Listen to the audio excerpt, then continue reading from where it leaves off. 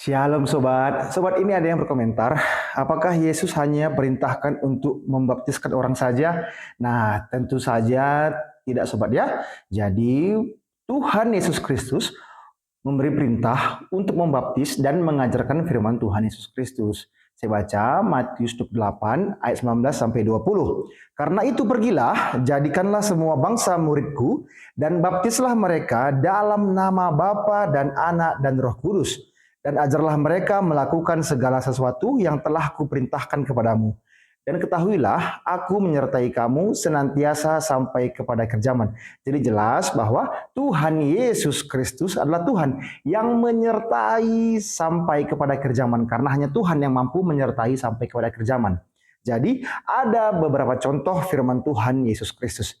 Yang pertama saya baca Matius 22 ayat 29 sampai 30. Yesus menjawab mereka, kamu sesat sebab kamu tidak mengerti kitab suci maupun kuasa Allah. Karena pada waktu kebangkitan orang tidak kawin dan tidak dikawinkan, melainkan hidup seperti malaikat di surga. Jadi ini contoh firman dari Tuhan Yesus Kristus. Dan saya baca lagi Matius 5 ayat 8, 37, 39 dan 44. Tetapi aku berkata kepadamu, setiap orang yang memandang perempuan serta menginginkannya sudah berzinah dengan dia di dalam hatinya. Jika ya, hendaklah kamu katakan ya. Jika tidak, hendaklah kamu katakan tidak. Apa yang lebih daripada itu berasal dari si jahat.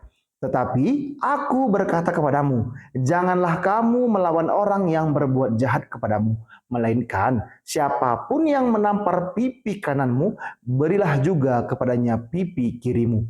Tetapi aku berkata kepadamu, kasihilah musuhmu dan berdoalah bagi mereka yang menganiaya kamu. Inilah contoh beberapa firman Tuhan dari Alkitab yang bisa kita pelajari bahwa Yesus Kristus mengajarkan kasih. Tuhan Yesus Kristus memberitakan firman-Nya dengan kasih. Supaya kita yang percaya kepadanya tidak binasa, melainkan beroleh hidup yang kekal. Supaya kita yang percaya kepadanya melakukan perintahnya dengan baik. Supaya kita yang percaya kepadanya bisa menjadi anak-anak Tuhan yang taat kepada perintah Tuhan.